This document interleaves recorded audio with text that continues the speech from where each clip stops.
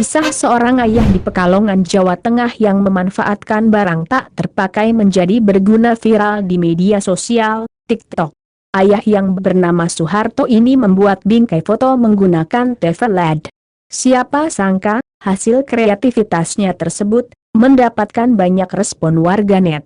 Melalui akun TikTok @flower, video yang memperlihatkan bingkai foto dari TV LED telah dilihat lebih dari 900.000 pengguna.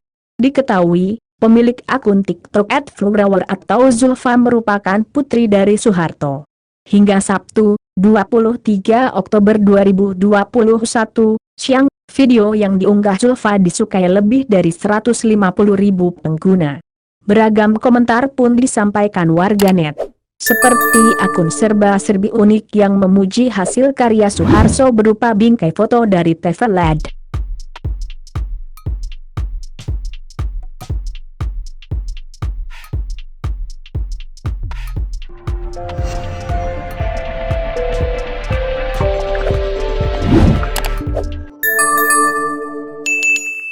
Dapatkan berita update dengan mengklik subscribe, lonceng dan berikan komentar.